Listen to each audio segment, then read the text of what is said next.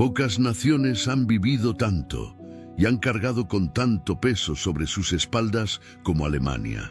Un país que conoció el esplendor, pero también la ruina, que fue imperio, república, dictadura y finalmente una democracia sólida. Un pueblo que vio su bandera flamear sobre París y luego fue obligado a reconstruir su patria desde los escombros. Esta es la historia de una nación que fue partida en dos, no solo por muros de concreto, sino por heridas profundas, silencios forzados y cicatrices que aún hoy duelen. Y tal vez, de alguna forma, también es tu historia, porque todos hemos tenido momentos de orgullo, y todos también sabemos lo que es caer, ser juzgados, ser señalados, ver lo que amamos hecho pedazos, y aún así, elegir levantarnos. En este video no solo vas a conocer la historia completa de Alemania, vas a vivirla. Vas a caminar por los campos de batalla, sentir el peso del silencio de los muros e identificarte con un pueblo que supo transformarse, no por olvidar su pasado, sino por enfrentarlo con coraje, porque Alemania no es solo potencia, industria y modernidad. Es prueba viva de que la historia no está escrita en piedra, está escrita en decisiones, y a lo largo de esta jornada vas a entender algo profundo, que no importa cuán rota esté una nación, siempre hay un camino de regreso. Antes de comenzar esta poderosa historia, te pido algo muy especial. Suscríbete ahora mismo a este canal y activa la campanita para no perderte ningún contenido como este.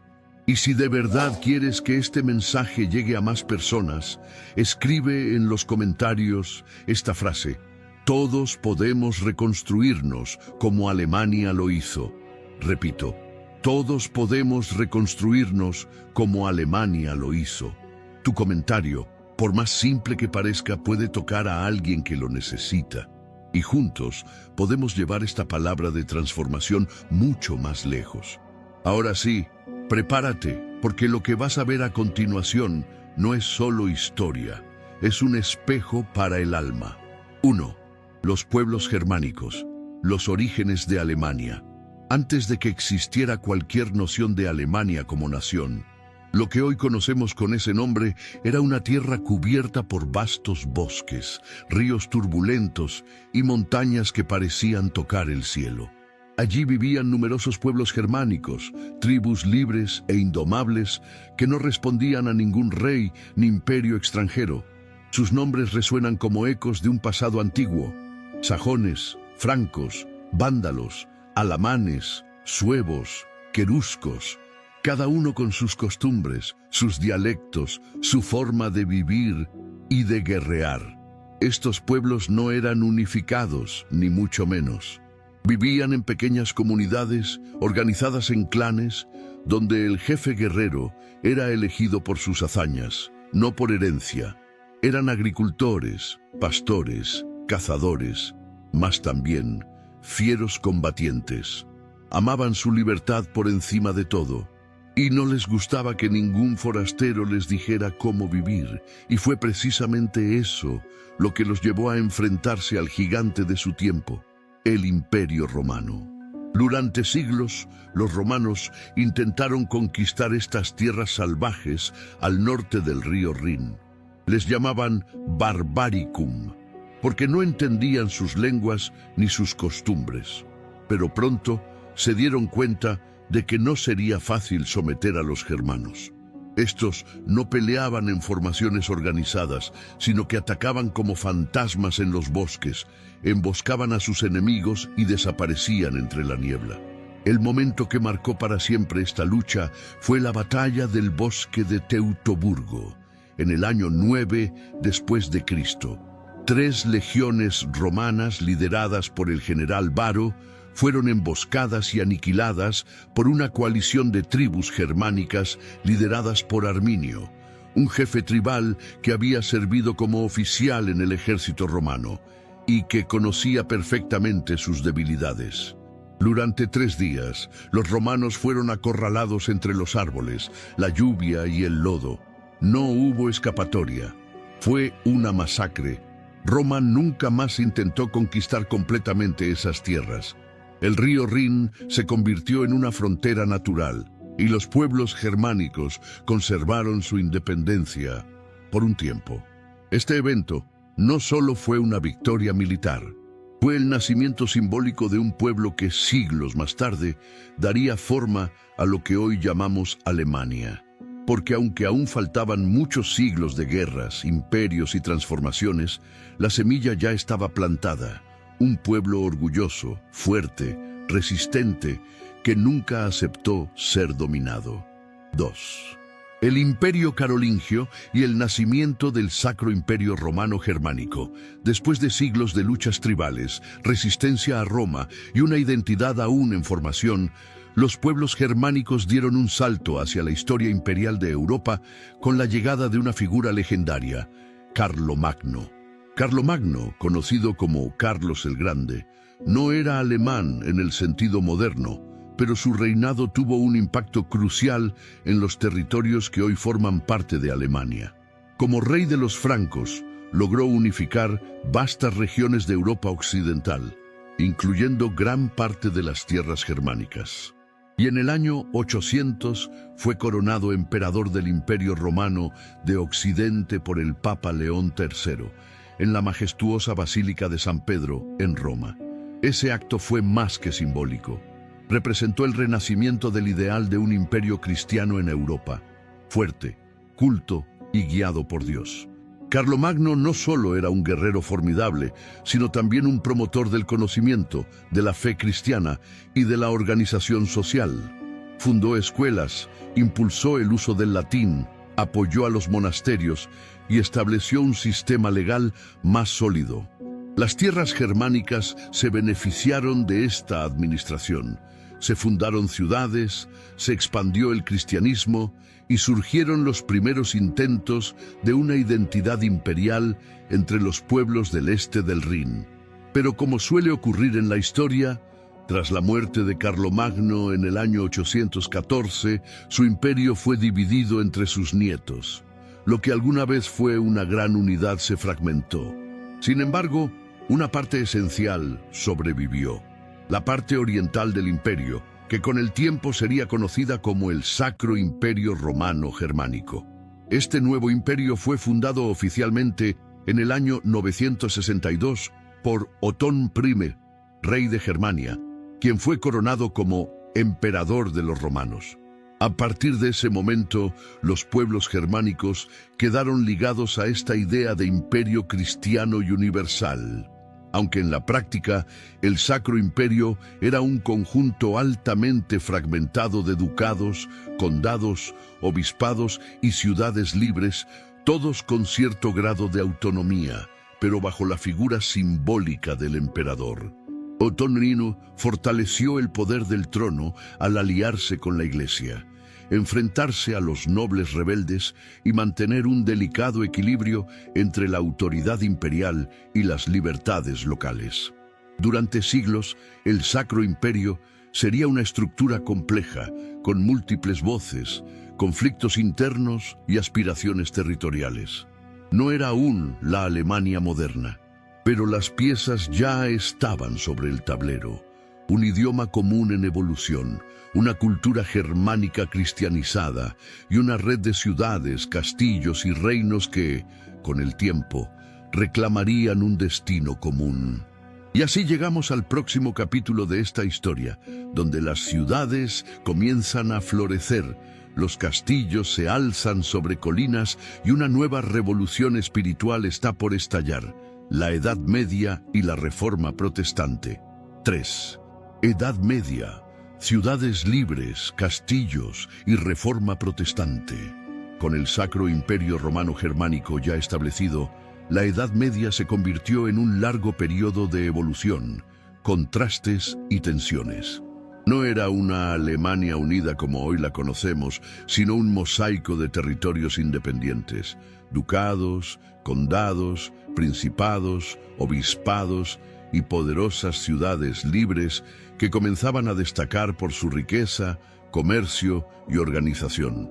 Ciudades como Colonia, Hamburgo, Lübeck, Nuremberg y muchas otras se transformaron en verdaderos centros de vida urbana. Algunas se unieron a la famosa Liga Hanseática, una alianza comercial del norte de Europa que dominaba el comercio marítimo del mar Báltico y del mar del Norte. Estas urbes prosperaban con el intercambio de sal, tejidos, especias, maderas y metales. Mientras tanto, en las zonas rurales, la vida era completamente distinta. Los castillos medievales se alzaban sobre colinas, dominando el paisaje como símbolos del poder feudal. Señores feudales gobernaban sobre campesinos, y la Iglesia tenía un enorme control espiritual y político sobre la población. Era una sociedad profundamente jerárquica, donde el campesino debía obediencia, el noble imponía tributos y el obispo tenía la última palabra. Pero algo se estaba gestando en el interior de esta estructura, el deseo de cambio, y ese cambio estalló en el siglo XVI, cuando un monje alemán desafió públicamente el poder de la Iglesia de Roma. En el año 1517, en la ciudad de Wittenberg, Martín Lutero, un profesor de teología, clavó sus 95 tesis en la puerta de una iglesia. En ese documento, criticaba fuertemente las indulgencias, una especie de perdón divino que se vendía por dinero, y cuestionaba la autoridad papal. Lo que comenzó como una protesta académica se transformó rápidamente en un movimiento religioso, social y político que sacudiría toda Europa. La Reforma protestante nació en suelo alemán, pero sus ondas expansivas alcanzaron el corazón de todos los reinos cristianos. Lutero fue excomulgado, declarado enemigo del Papa, pero también fue protegido por algunos príncipes alemanes que veían en sus ideas una oportunidad para liberarse del control de Roma y fortalecer sus propios territorios. La imprenta, una invención alemana reciente, ayudó a difundir los escritos de Lutero como nunca antes. La Biblia fue traducida al alemán, permitiendo que el pueblo leyera directamente la palabra de Dios sin depender del clero. La lengua alemana comenzó a unificarse, en parte gracias a esta traducción, pero este despertar espiritual también trajo conflictos. Protestantes y católicos se enfrentaron en guerras religiosas, persecuciones, divisiones familiares y destrucción de templos. A pesar de las sombras, la Reforma cambió profundamente la historia alemana. Rompió la unidad religiosa, dio poder a los príncipes locales, impulsó la educación, la lectura, el pensamiento crítico y marcó el inicio de una nueva era. Y es justamente esa ruptura religiosa, ese fuego que encendió Lutero, lo que nos lleva al siguiente capítulo: las terribles guerras que desangraron Alemania durante el siglo XVII, especialmente la Guerra de los 30 años. Si llegaste hasta aquí, es porque esta historia te está haciendo reflexionar, ¿verdad?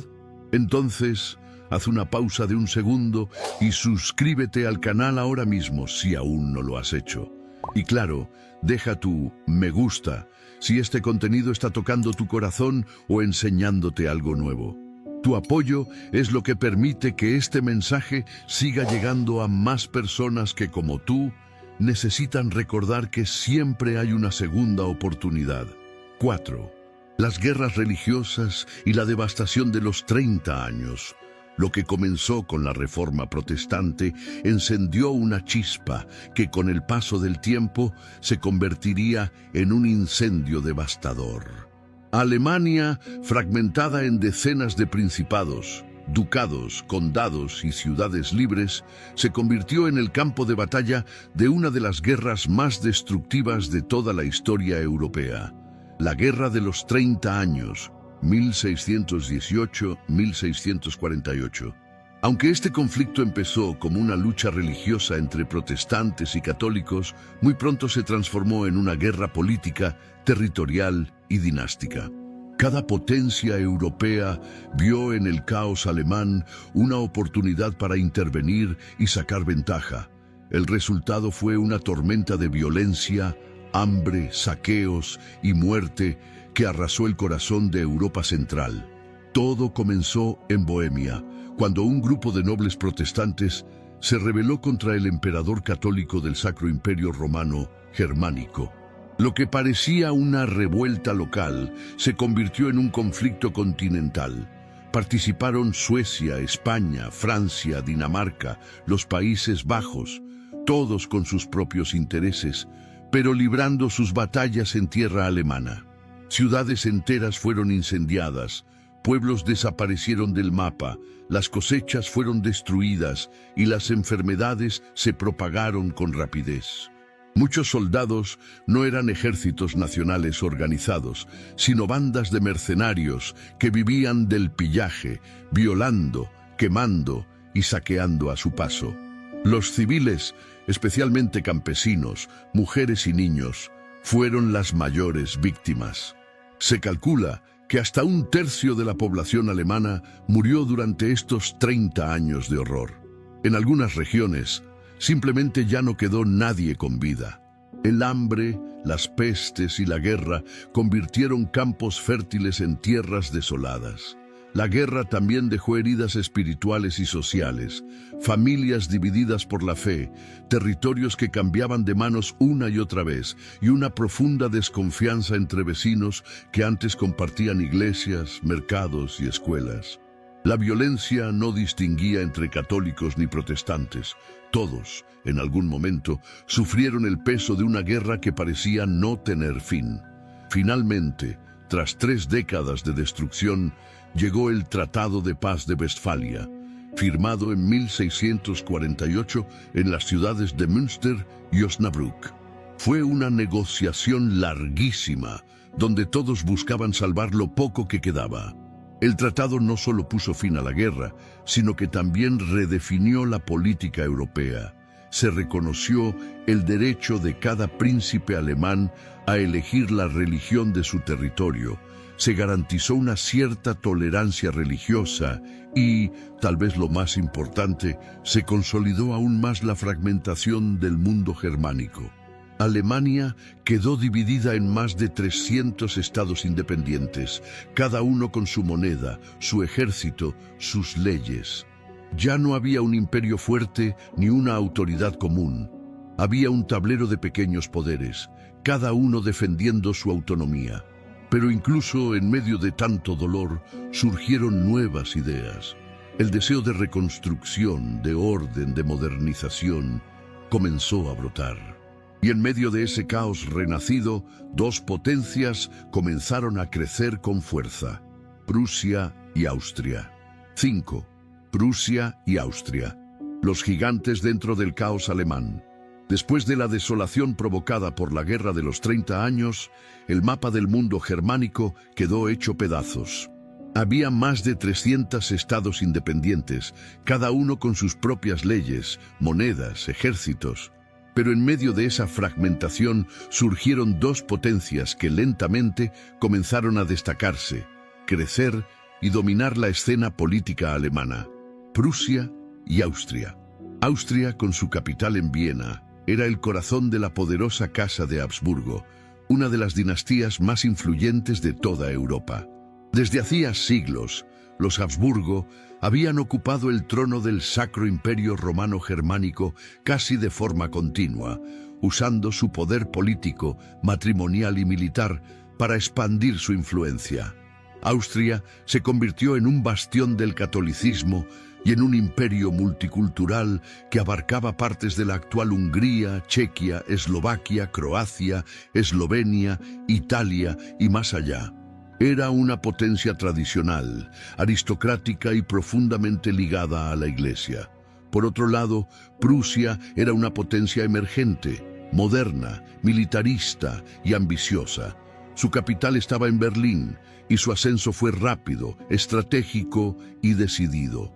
A diferencia de Austria, que basaba su poder en la nobleza y el linaje, Prusia apostaba por un Estado fuerte, un ejército disciplinado y una administración eficiente.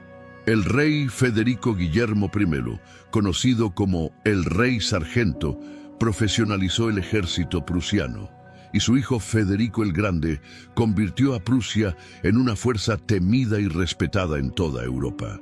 Mientras Austria representaba la tradición imperial y la defensa del catolicismo, Prusia encarnaba la innovación, la reforma, el racionalismo ilustrado y el protestantismo.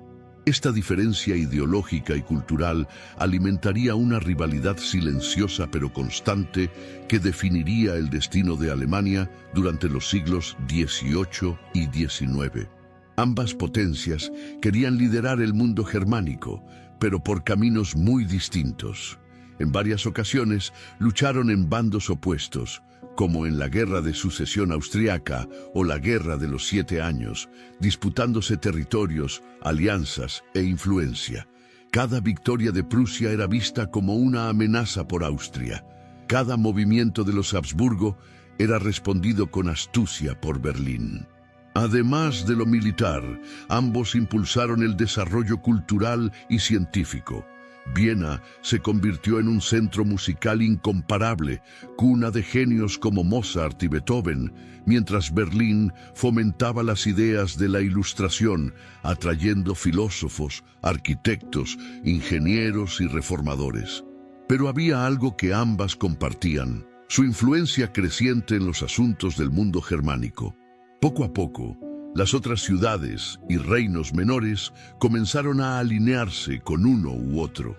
El escenario estaba siendo preparado para un duelo final, una competencia por la unificación de Alemania, que ya se sentía en el aire, pero que aún tardaría algunas décadas en concretarse.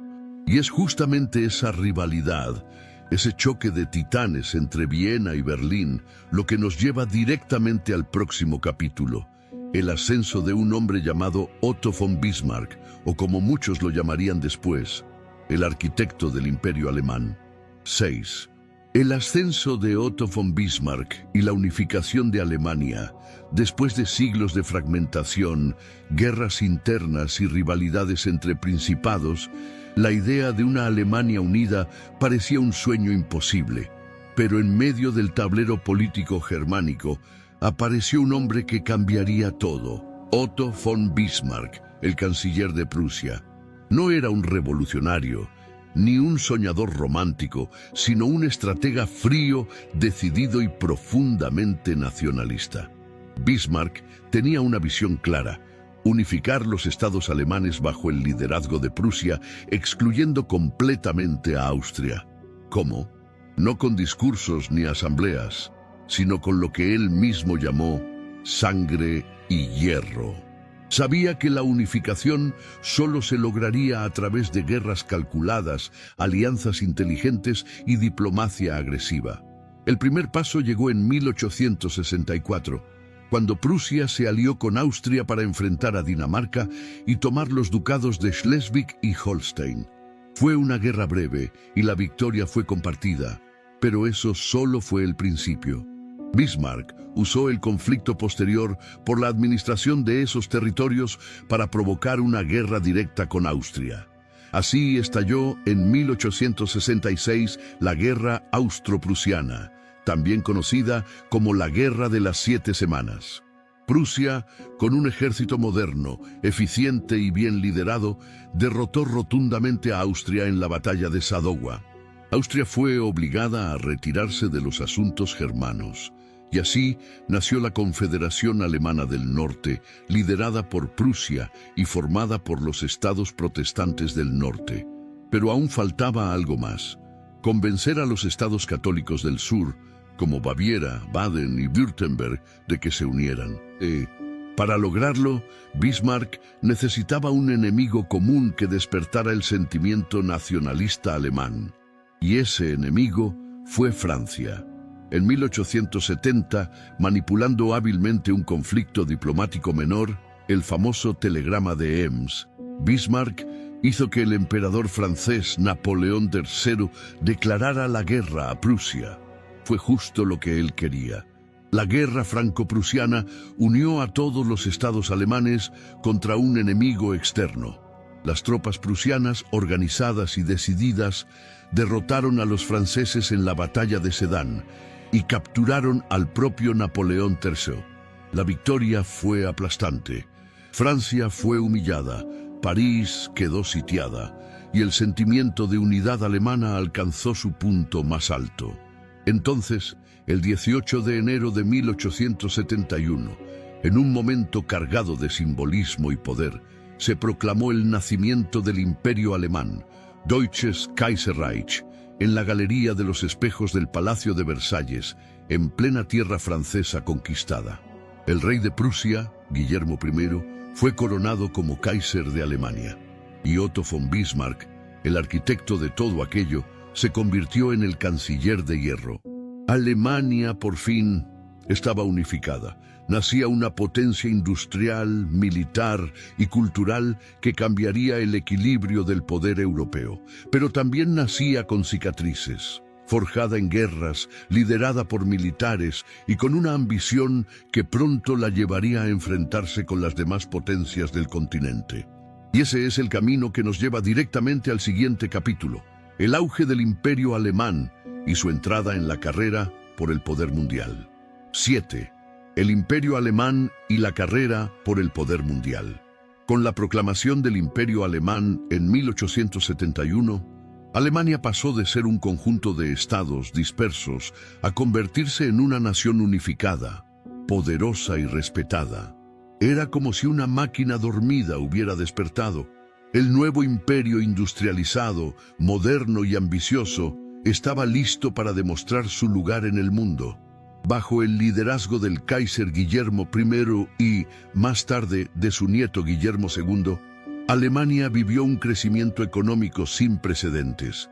Las fábricas se multiplicaban, los trenes conectaban las ciudades, las minas producían acero y carbón en cantidades colosales.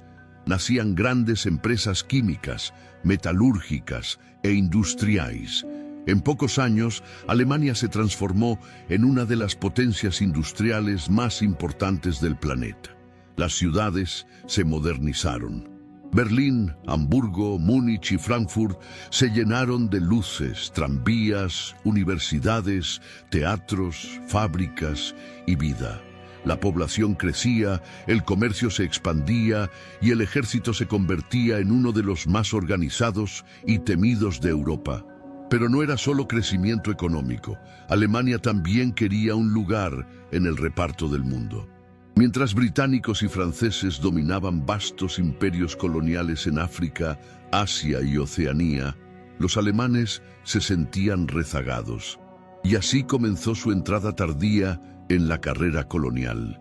Durante los años 1880 y 1890, bajo el liderazgo de Bismarck, aunque con más cautela que ambición, Alemania estableció colonias en África como Togo, Camerún, África del Sudoeste alemana, hoy Namibia, y África Oriental alemana, hoy parte de Tanzania, Ruanda y Burundi, además de territorios en el Pacífico como Nueva Guinea y varias islas. Estas colonias no eran tan vastas como las británicas, pero alimentaban el orgullo nacional y abrían mercados para sus industrias. Internamente, el imperio también era una mezcla compleja. Aunque Prusia dominaba la política, el imperio incluía numerosos pueblos, religiones y culturas. El sistema político era una monarquía autoritaria con fachada parlamentaria. Había un parlamento, Reichstag, pero el verdadero poder lo tenía el Kaiser y su canciller. Bismarck, como canciller de hierro, gobernó con mano firme, reprimiendo a socialistas, negociando alianzas con la Iglesia y controlando los equilibrios internos. Pero con la muerte de Guillermo I y la caída de Bismarck en 1890, llegó al trono Guillermo II, un joven ambicioso, impulsivo y decidido a gobernar sin interferencias. Despidió a Bismarck y tomó las riendas del imperio con su estilo personal, más agresivo y menos diplomático. Guillermo II impulsó una política exterior más confrontativa. Quería que Alemania tuviera su lugar bajo el sol. Construyó una enorme flota de guerra para rivalizar con la Marina británica y comenzó a tejer alianzas, pero también tensiones, con otras potencias europeas. Alemania se posicionaba como un nuevo rival global, no solo en la economía, sino también en el ajedrez político y militar del mundo. Y así, mientras el país brillaba con fábricas, ciencia, cultura y tecnología, la sombra de un conflicto se acercaba lentamente. Las alianzas se volvían más frágiles, los egos imperiales crecían y el equilibrio europeo empezaba a tambalearse. La Alemania del Kaiser había llegado a la cima, pero no sabía que también se acercaba a una de las caídas más trágicas de su historia. Y es justamente ahí donde se abre el próximo capítulo, la Primera Guerra Mundial, el principio del fin para el viejo imperio alemán. Si este video te está atrapando, si estás sintiendo cada parte de esta historia, haz una pausa y apóyanos ahora mismo. Suscríbete al canal y dale me gusta al video. Puede parecer algo pequeño, pero con solo un clic nos ayudas a llevar esta historia a miles de personas que hoy necesitan escucharla. Tu gesto cuenta, tu apoyo transforma. Seguimos con la historia. 8. La Primera Guerra Mundial. Gloria, hambre y derrota. A comienzos del siglo XX, Alemania era una potencia en ascenso, fuerte, industrial, militarizada y con ambiciones globales. Pero también estaba rodeada de enemigos recelosos, alianzas frágiles y tensiones crecientes. El equilibrio de poder en Europa era como un castillo de cartas a punto de caer. En 1914, todo estalló tras el asesinato del archiduque Francisco Fernando de Austria en Sarajevo. Fue la chispa que encendió un incendio que ya tenía combustible acumulado. Austria declaró la guerra a Serbia, Rusia respondió, y en cuestión de días, Alemania entró en guerra contra Francia, Rusia y más tarde Gran Bretaña. Así comenzó la Primera Guerra Mundial, una catástrofe que cambiaría el destino de Alemania y del mundo entero. Alemania, aliada del Imperio Austrohúngaro y del Imperio Otomano, confiaba en una victoria rápida. Su estrategia inicial, el Plan Schlieffen, buscaba invadir Francia rápidamente a través de Bélgica, derrotarla y luego girar hacia el este contra Rusia. Pero el plan fracasó. La guerra se estancó en trincheras, especialmente en el frente occidental. Millones de soldados cavaron, vivieron y murieron en el barro bajo fuego constante, sin avances claros. La guerra se transformó en un infierno prolongado. Gas tóxico, ametralladoras, tanques y artillería pesada convirtieron los campos de batalla en paisajes lunares. Cada metro ganado costaba miles de vidas. Alemania luchaba en dos frentes, y aunque su ejército era formidable, la guerra comenzaba a desgastar el país por dentro. Mientras tanto, en casa, la población sufría. El bloqueo naval británico impedía la llegada de alimentos y materias primas. El hambre, el racionamiento, las huelgas y el cansancio crecían en las ciudades alemanas. El pueblo, que al principio apoyaba con fervor al ejército, comenzó a cuestionar el costo humano del conflicto. En 1917, la situación cambió radicalmente. Estados Unidos entró en la guerra del lado de los aliados. Alemania, aislada y agotada, intentó una ofensiva final en 1918, pero fue rechazada. Las tropas estaban al límite, el frente se desmoronaba y el espíritu de lucha se había quebrado. Finalmente, el 11 de noviembre de 1918, Alemania firmó el armisticio. El imperio alemán colapsó. El Kaiser Guillermo II abdicó y huyó al exilio y se proclamó una república. Pero la guerra no terminó realmente con la firma del armisticio, sino con el Tratado de Versalles en 1919. Y ese tratado fue una herida profunda para Alemania. El tratado imponía condiciones durísimas. Alemania perdió territorios, colonias, fue obligada a pagar reparaciones económicas astronómicas y, lo más humillante, tuvo que aceptar toda la culpa por la guerra. El ejército fue reducido drásticamente y el orgullo nacional quedó destrozado.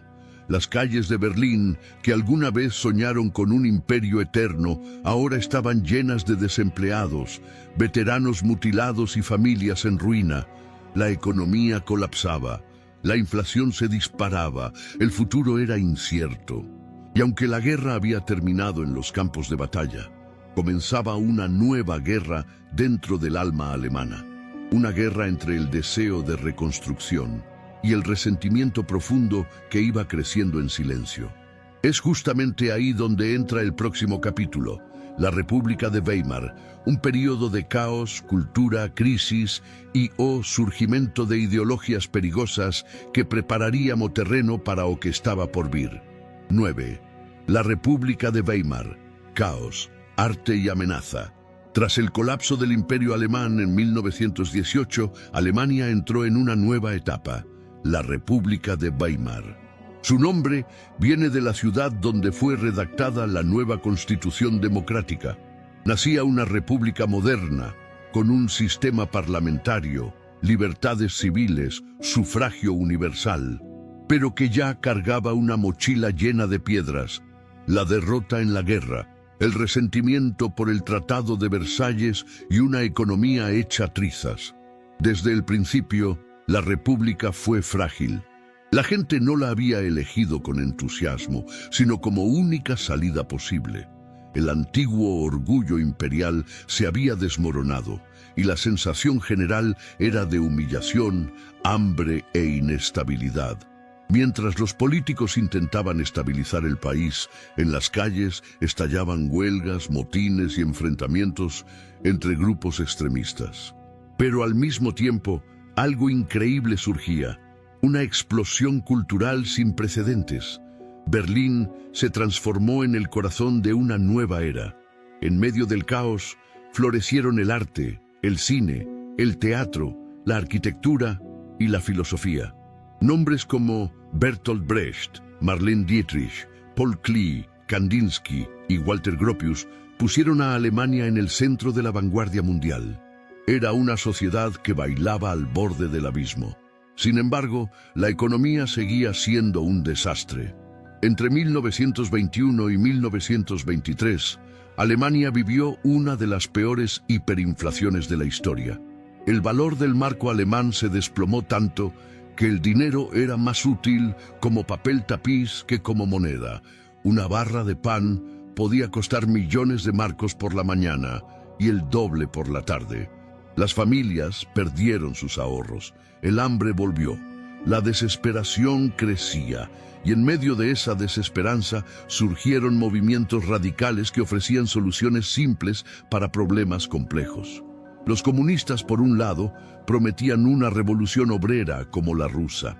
Los nacionalistas extremos, por otro, culpaban a los judíos, a los extranjeros, a los políticos democráticos y prometían restaurar la gloria perdida. Fue durante este periodo que un exsoldado frustrado, con gran talento para hablar en público y un odio creciente dentro de sí, empezó a ganar visibilidad, Adolf Hitler. En 1923 intentó tomar el poder a través de un golpe fallido, el Putsch de Múnich, por el cual fue encarcelado. Allí escribió Mein Kampf, su manifiesto político lleno de odio racial, nacionalismo extremo y planes de expansión territorial. Después de algunos años de relativa estabilidad con ayuda extranjera, la situación volvió a desmoronarse con el crack financiero de 1929. La Gran Depresión afectó duramente a Alemania. El desempleo se disparó, las fábricas cerraron, las filas de hambre volvieron a las calles. La democracia tambaleaba y el pueblo, cansado de promesas incumplidas, comenzó a mirar con otros ojos a los extremistas. En las elecciones, los partidos radicales crecieron rápidamente y mientras los moderados se dividían y debatían, los nazis ganaban terreno, prometiendo orden, trabajo y orgullo nacional. El terreno ya estaba fértil. 10. El ascenso de Hitler y el Tercer Reich. La década de 1930 en Alemania fue una tormenta perfecta. El desempleo azotaba a millones, las fábricas estaban cerradas, la inflación había destruido los ahorros de las familias y el orgullo nacional seguía hundido tras la derrota en la Primera Guerra Mundial. En ese escenario de desesperanza, el pueblo alemán buscaba una salida urgente, un salvador, una respuesta. Y fue entonces cuando la figura de Adolf Hitler pasó de ser un agitador de cervecería a convertirse en una fuerza política imparable. Líder del Partido Nacional Socialista Obrero Alemán, más conocido como el Partido Nazi, Hitler no solo prometía trabajo y pan, prometía devolverle a Alemania su grandeza perdida. Su mensaje era claro, directo y emocional. Los culpables de la decadencia eran los judíos, los comunistas, los extranjeros y los políticos débiles de la República de Weimar. Con sus discursos inflamados, su dominio de la propaganda y una estrategia perfectamente orquestada, Hitler ganó el corazón de millones de alemanes. En las elecciones de 1932, su partido se convirtió en el más votado. Y en enero de 1933 fue nombrado canciller de Alemania. Muchos pensaban que sería fácil de controlar, pero se equivocaban por completo. Una vez en el poder, Hitler actuó rápidamente. El incendio del Reichstag, el Parlamento alemán, fue el pretexto perfecto para suspender libertades civiles, perseguir opositores e imponer leyes de excepción. En pocos meses, la democracia fue eliminada. Los partidos fueron prohibidos, los sindicatos disueltos, los medios de comunicación controlados. Había nacido el Tercer Reich. Hitler se autoproclamó Führer, el líder supremo.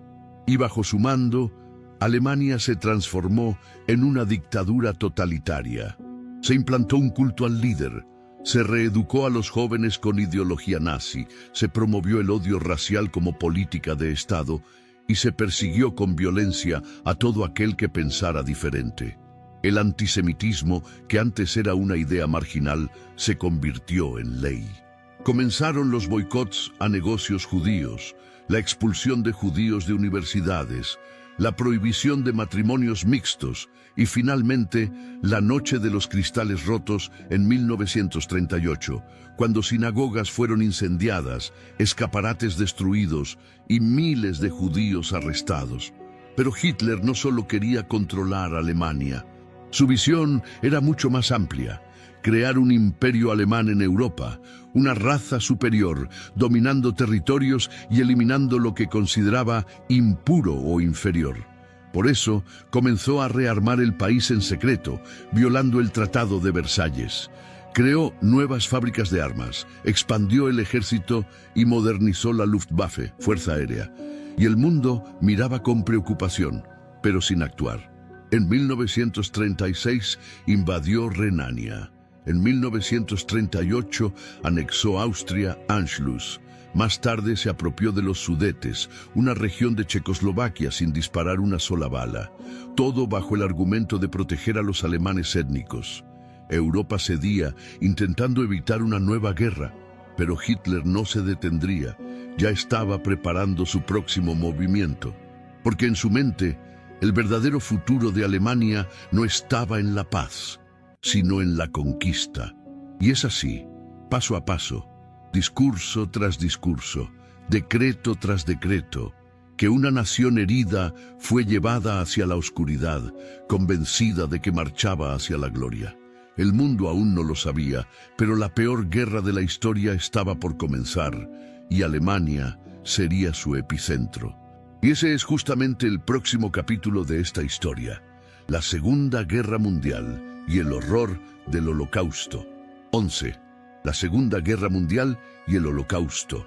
El 1 de septiembre de 1939, a las 4:45 de la madrugada, las tropas alemanas cruzaron la frontera y atacaron Polonia sin previo aviso.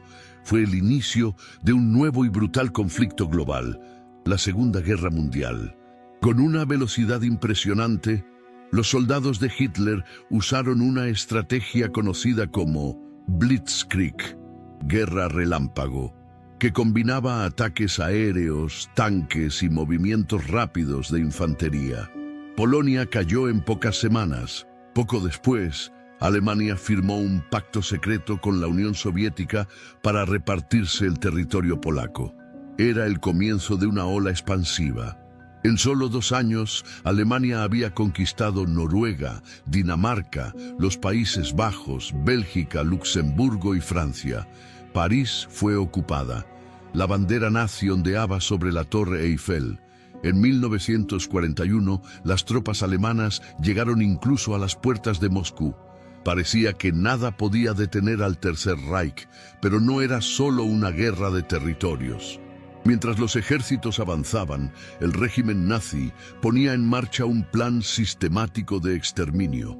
En los territorios ocupados, millones de personas eran perseguidas, arrestadas y deportadas a campos de concentración. Los judíos, especialmente, fueron convertidos en objetivo central. Hitler los culpaba de todos los males de Alemania: la derrota en la Primera Guerra, la crisis económica, la decadencia cultural. Y ahora, con el control total, implementó su solución final: el exterminio planificado del pueblo judío. En campos como Auschwitz, Treblinka, Sobibor, Dachau y muchos otros, hombres, mujeres y niños eran despojados de sus nombres, sus familias y su dignidad.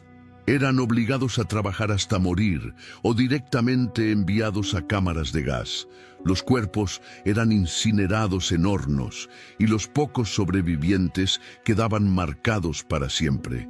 Pero no fueron solo los judíos. Comunistas, gitanos, homosexuales, discapacitados, testigos de Jehová y cualquier opositor también fueron perseguidos. El Holocausto, como se conocería después, fue una de las mayores atrocidades de la historia de la humanidad, con más de 6 millones de judíos asesinados y millones más de otras víctimas. Mientras tanto, la guerra comenzaba a volverse en contra de Alemania. En 1941, Hitler invadió la Unión Soviética, rompiendo su pacto anterior. Fue un error fatal. El frente oriental se volvió un infierno de hielo, barro y sangre. La batalla de Stalingrado en 1942-1943 fue el punto de quiebre. El ejército nazi sufrió una derrota devastadora. En el oeste, los aliados, liderados por Estados Unidos, Reino Unido y Francia, comenzaron a reconquistar territorio. El 6 de junio de 1944, el famoso Día D, miles de soldados desembarcaron en Normandía y abrieron un nuevo frente. Berlín quedó atrapada entre 2 fuegos, los soviéticos por el este y los aliados por el oeste. Finalmente, el 30 de abril de 1945, Hitler se suicidó en su búnker en Berlín, junto a su esposa Eva Braun. Una semana después, Alemania se rindió incondicionalmente. Las ciudades estaban en ruinas, millones de alemanes muertos, el país ocupado y dividido. Lo que había comenzado como una promesa de gloria terminó en una destrucción total y una vergüenza eterna. Y no solo se destruyó un país, se destruyó parte de la humanidad, con heridas que aún duelen, con cicatrices que nunca podrán desaparecer. Pero incluso entre los escombros, una nueva Alemania empezaba a nacer, dividida, vigilada y humillada, pero con la posibilidad de empezar de nuevo. Y es precisamente eso lo que nos lleva al próximo capítulo. La Alemania dividida entre este y oeste, 2 mundos enfrentados dentro de una misma nación. Si estás disfrutando de esta historia y algo dentro de ti está resonando, te invito a que te suscribas al canal ahora mismo y le des me gusta a este video. Eso no solo nos apoya a seguir creando contenido como este, también hace que este mensaje llegue a más personas que lo necesitan justo ahora. No lo dejes para después, suscríbete y deja tu like. Seguimos. 12. La Alemania dividida, este y oeste. Cuando terminó la Segunda Guerra Mundial en 1945, Alemania estaba destruida física y moralmente. Las grandes ciudades eran montañas de escombros. Las fábricas no funcionaban. Las familias estaban rotas. Millones de personas vivían entre ruinas, hambre y silencio. El país que alguna vez había querido dominar el mundo, ahora estaba ocupado y vigilado por las fuerzas extranjeras. Los vencedores Estados Unidos, la Unión Soviética, Reino Unido y Francia dividieron el territorio alemán en 4 zonas de ocupación. Berlín, aunque se encontraba en el sector soviético, también fue dividida en 4 partes. En principio, esta división era provisional, pero la realidad fue otra. Muy pronto comenzaron a surgir diferencias irreconciliables entre los antiguos aliados. De un lado, los Estados Unidos y sus aliados occidentales, que querían una Alemania democrática y capitalista. Del otro, la Unión Soviética, que pretendía establecer un régimen comunista bajo su control. Así, nació una nueva tensión global, la Guerra Fría. En 1949, esa división se volvió oficial. En el oeste se formó la República Federal de Alemania, RFA, con capital en Bonn, aliada del bloque occidental. En el este se estableció la República Democrática Alemana, RDA, con capital en Berlín Oriental bajo la influencia soviética. Era el mismo pueblo, la misma lengua, la misma historia. Pero ahora 2 países completamente distintos, con ideologías opuestas, economías separadas, fronteras internas e inclusive sistemas educacionais e culturais divergentes. La Alemania Occidental comenzó un proceso rápido de reconstrucción, impulsado por el Plan Marshall, un programa de ayuda económica de Estados Unidos. En pocos años, las fábricas se reactivaron. Las ciudades fueron reconstruidas y el país entró en una etapa conocida como el milagro económico alemán. Hamburgo, Múnich, Frankfurt y otras urbes revivieron como centros industriales, culturales y financieros. Mientras tanto, en la Alemania Oriental, el régimen comunista implementó un sistema rígido. Todo era controlado por el Estado, desde la educación hasta los alimentos. La libertad de expresión fue suprimida, las elecciones eran controladas, y la Stasi, la policía secreta, vigilaba incluso las conversaciones dentro de las casas. Muchos intentaban escapar hacia el oeste, cruzando la frontera a pie, en coche, o incluso cavando túneles. Pero el gobierno del este no lo permitiría por mucho tiempo. En 1961 se levantó uno de los símbolos más tristes y poderosos del siglo XX, el Muro de Berlín. En una noche, Berlín fue partida en 2. Familias quedaron separadas. Amigos no pudieron despedirse. Quienes intentaban cruzar eran arrestados o asesinados. El muro no era solo concreto y alambre. Era la encarnación física de una ideología que había partido a una nación en 2. Durante décadas, Alemania vivió esta división. Mientras en el oeste se desarrollaba una sociedad de consumo, moderna y abierta, en el este se mantenía una estructura rígida, austera y vigilada. La tensión era constante. Pero incluso en la oscuridad, la esperanza seguía viva. La gente no olvidaba que eran parte de un mismo pueblo, de una misma historia, y que algún día, de alguna forma, volverían a ser uno solo. 13. La caída del muro de Berlín y la reunificación. Durante casi 28 años, el muro de Berlín fue el símbolo más doloroso de la Guerra Fría. Separaba familias, amigos, historias. Marcaba una frontera entre 2 formas de ver el mundo. Al oeste, la democracia y la economía de mercado. Al este, el comunismo y el control estatal.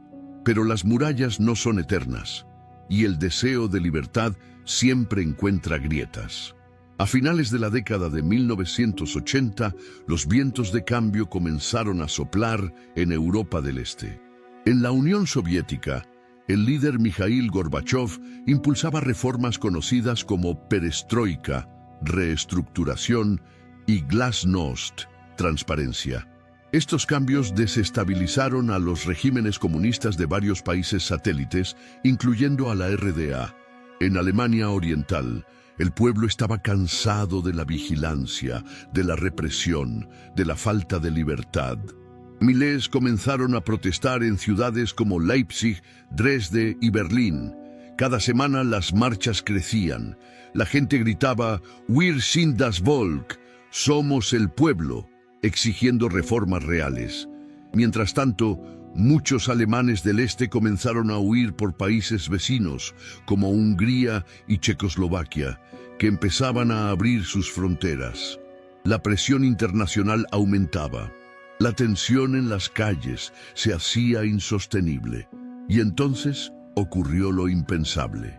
El 9 de noviembre de 1989, un funcionario del gobierno de Alemania Oriental anunció en una rueda de prensa, con confusión y sin preparación, que los ciudadanos podrían cruzar libremente la frontera hacia el oeste.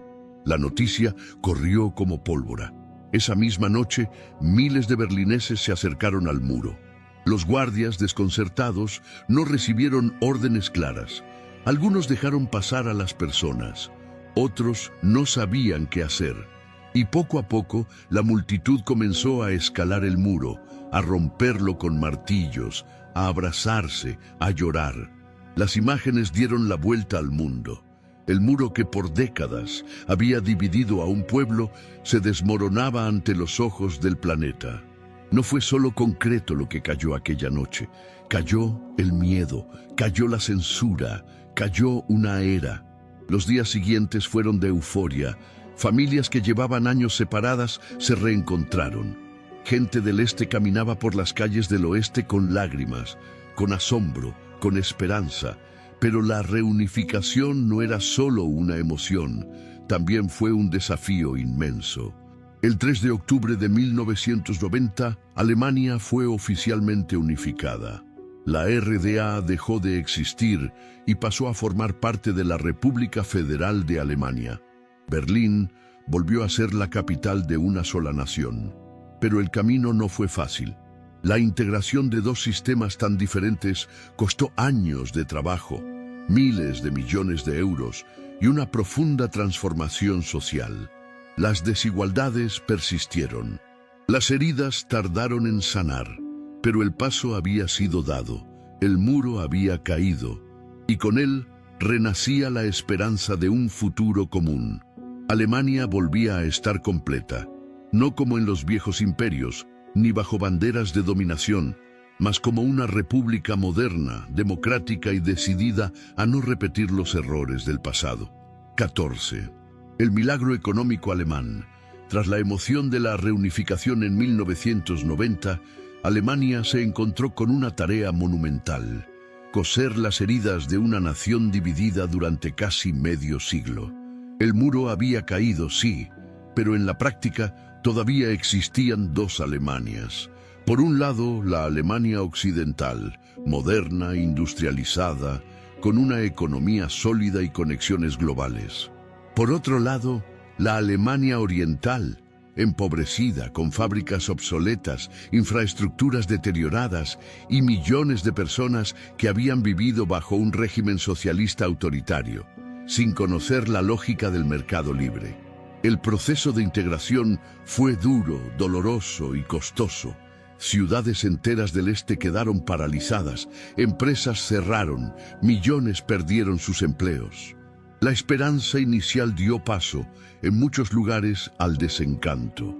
No era fácil pasar de una vida controlada pelo Estado a una sociedade aberta, onde a iniciativa individual era agora una exigencia.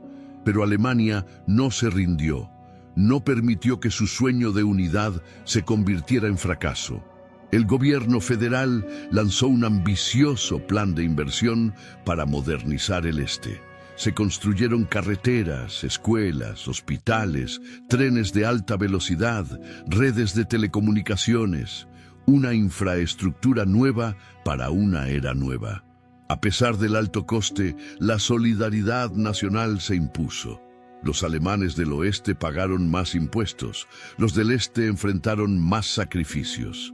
Pero juntos, como un solo país, apostaron por reconstruir, no por dividir aún más. Mientras tanto, la economía alemana, ya fuerte, se transformó en una de las más eficientes del mundo. Se consolidó la industria automovilística. Volkswagen, BMW, Audi, Mercedes-Benz, la ingeniería de precisión, la robótica, la farmacéutica, las energías renovables. Alemania exportaba calidad, innovación y tecnología. A esta etapa se le llamó con razón el milagro económico alemán, aunque no fue un milagro espontáneo. Fue el fruto de años de trabajo duro, planificación, austeridad y visión de largo plazo. Al mismo tiempo, Alemania se convirtió en el motor político y económico de la Unión Europea. Jugó un papel central en el nacimiento del euro, en los tratados de integración europea, en las decisiones económicas del continente. Berlín dejó de ser una ciudad símbolo de división y pasó a ser la capital de una Alemania unida, libre y poderosa. Pero lo más admirable fue que, en medio de tanto éxito, Alemania no olvidó su pasado. En lugar de barrer bajo la alfombra los horrores del siglo XX, los enfrentó. Construyó museos, memoriales, centros educativos para recordar el Holocausto, el nazismo, la dictadura del Este y enseñar a las nuevas generaciones que la libertad, la democracia y la paz no se heredan, se construyen cada día. Así, entre memoria y modernidad, entre dolor y renacimiento, Alemania volvió a levantarse. Y lo hizo como lo hacen los pueblos fuertes, con humildad, con trabajo y con propósito. Y ahora ya no es una tierra dividida, es una nación que aprendió de su historia y lidera con responsabilidad en el siglo XXI. Y ese es el tema del próximo capítulo, la Alemania de hoy. Una potencia con rostro humano que sigue influenciando el mundo con sus valores, su cultura y su compromiso con el futuro. 15. La Alemania de hoy. Poder, memoria y futuro. Después de tantas guerras, divisiones, reconstrucciones y transformaciones profundas, Alemania entró al siglo XXI como una nación madura, poderosa y profundamente consciente de su historia. Ya no es el imperio que soñaba con dominar el mundo, ni la nación rota por un muro de concreto. Hoy es un símbolo de resiliencia, equilibrio y liderazgo global. Con una población de más de 80 millones de habitantes, Alemania es el país más grande y poblado de la Unión Europea. Su economía es una de las más fuertes del planeta. Fábricas de automóviles, robótica, farmacéutica, energías limpias y alta tecnología marcan su presencia en todos los continentes.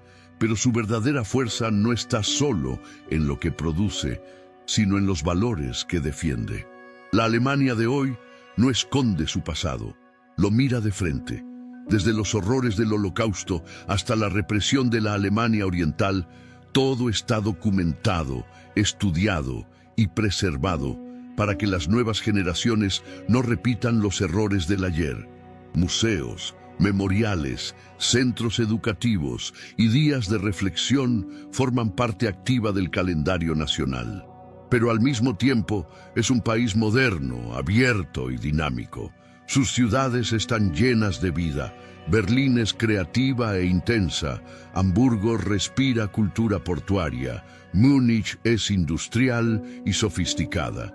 En las calles se escuchan decenas de lenguas. Jóvenes de todo el mundo estudian, trabajan y crean en universidades e institutos alemanes. La migración se volvió parte de su identidad. Aunque no sin tensiones, Alemania ha acogido a millones de personas de diferentes culturas, especialmente durante la crisis migratoria de 2015. En vez de cerrar sus puertas, eligió el camino más difícil: integrar, educar, construir puentes. En política, Alemania es uno de los pilares de la Unión Europea. Su voz pesa en las decisiones económicas, diplomáticas y ambientales del continente. Tras la era de Angela Merkel, el país ha continuado su papel como mediador en conflictos, defensor del multilateralismo y ejemplo de gobernabilidad democrática. También enfrenta nuevos desafíos: el cambio climático, la transformación digital, el envejecimiento poblacional, la desigualdad en algunas regiones del este y la amenaza del extremismo político.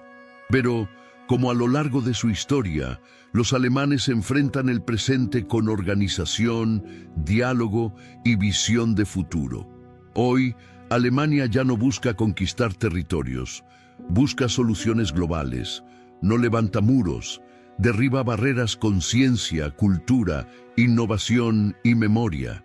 E talvez isso seja o mais inspirador de tudo. Um país que foi responsável por tantas tragédias no século XX, hoje é símbolo de estabilidade, responsabilidade e construção de pontes. Um exemplo de que é possível cair e se reerguer com dignidade. Así es la Alemania de hoy, una potencia silenciosa, una voz firme y una conciencia despierta. Una nación que después de todo lo vivido no solo volvió a ser fuerte, sino también justa, humana y profundamente transformada. Ahora que has recorrido con nosotros la historia completa de Alemania, quizás te des cuenta de algo profundo. Esta no es solo la historia de un país, es el reflejo de la historia humana. Alemania cayó, y cayó más de una vez.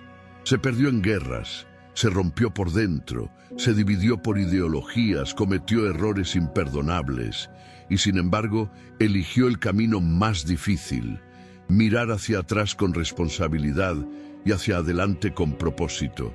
¿Y sabes qué?